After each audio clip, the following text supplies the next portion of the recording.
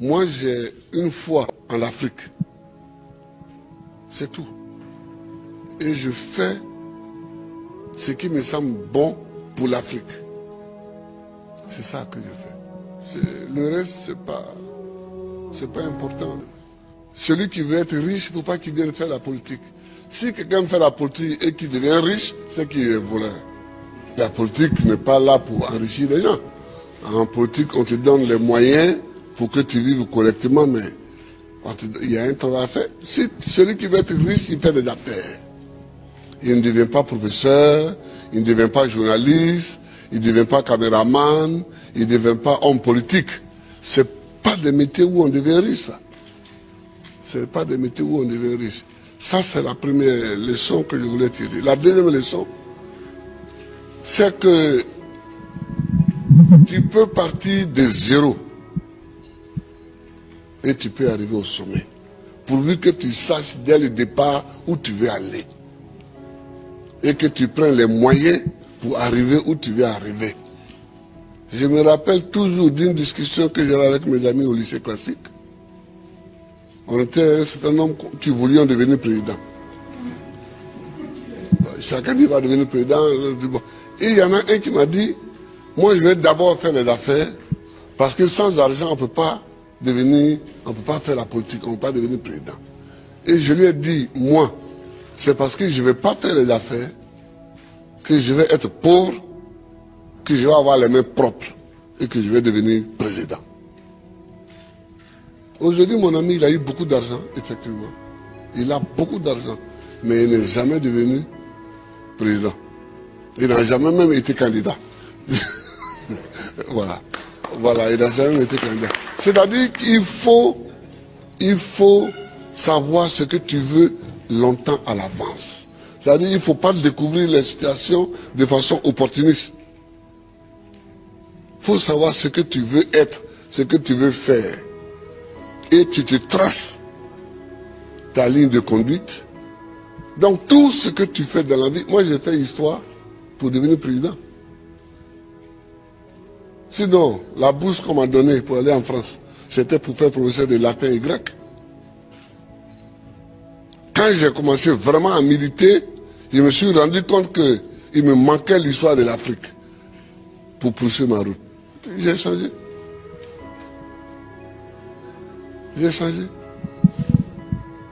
Et j'ai fait histoire parce que c'est ça qui me manquait pour connaître d'où on vient et où on peut aller en connaissant d'où on vient. Je vois des gens qui découvrent qu'il y a un fauteuil à côté, ils peuvent s'asseoir dessus. On ne s'assoit pas dessus comme ça. Le fauteuil, il est à côté, il semble vide, mais il a un propriétaire.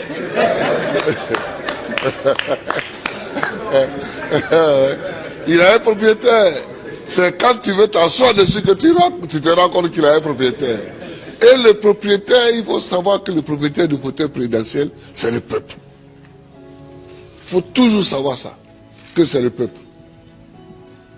Tu as beau être ce que tu es, si tu ne sais pas que c'est le peuple, et que tu ne te conduis pas en conséquence, tu ne peux pas t'asseoir dessus.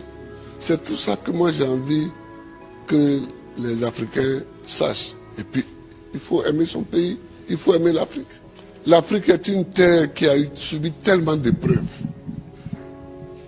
Je ne sais pas si dans le monde, il y en a qui ont subi autant d'épreuves que nous. Les Juifs aussi ont subi beaucoup d'épreuves. Mais nous, les Noirs africains, tout le monde s'est assis sur nous. Esclaves. Esclaves de maison. Esclaves de la traite négrière. Colonisés.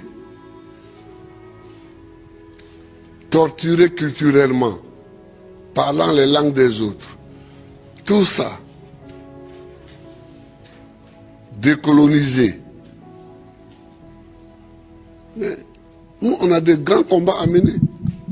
Et les grands combats que nous avons à mener, ce n'est pas pour se venger des gens. C'est pour au moins être homme aussi, comme les autres. C'est ça qu'on appelle la dignité. Que quand tu passes, il faut qu'on sache au moins que c'est un homme qui passe. C'est tout. C'est tout ce que nous voulons. C'est tout ce que nous recherchons. On ne cherche pas à dominer ceux qui nous ont dominés hier, à nous venger d'eux, à faire ceci. Non, non, non. On veut qu'on reconnaisse que nous sommes des hommes au même titre que les autres. Mais ça, si nous-mêmes on ne prend pas les moyens, qu'on est toujours chez eux en train de mendier, et que les gens même, tu vas mettre l'argent chez eux en achetant les bâtiments, et puis eux-mêmes, ils te dénoncent.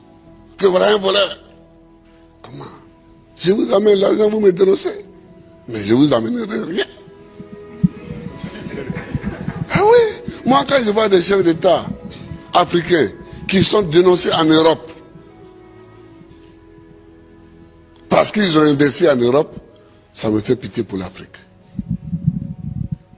Ça me fait pitié pour l'Afrique. Ça me fait pitié pour l'Afrique. Hein? Non, oh, il ne faut pas faire pitié. Il ne faut pas faire pitié. Quand tu passes, il faut qu'on dise que voilà un homme qui passe. C'est tout ce que nous cherchons aujourd'hui, c'est notre combat. Ça. Moi qui suis ici, je ne passe pas les vacances en Europe. Mais est-ce que je ne suis pas président? Je suis président. Si je mets mon pied sur un sol européen, c'est qu'il y a une réunion à laquelle je dois participer pour que la Côte d'Ivoire gagne quelque chose. Sinon, je cherche quoi chez les autres? Je ne cherche pas quelque chose chez les autres. Si Dieu m'a mis au monde ici, c'est que dans mon environnement ici, il y a tout ce qu'il faut pour que je vive. Mon combat, c'est pour la dignité. C'est pour la dignité. C'est pour que nous effacions tous les siècles passés, les traces de tous les siècles passés, les traces de l'esclavage, les traces de la colonisation, les traces du pillage, les traces du travail forcé, les traces de la chicote. C'est pour qu'on efface tout ça. Dieu merci, avec des films comme ça, demain, les jeunes peuvent savoir le combat que nous avons mené et eux-mêmes vont continuer encore. Eux-mêmes vont continuer.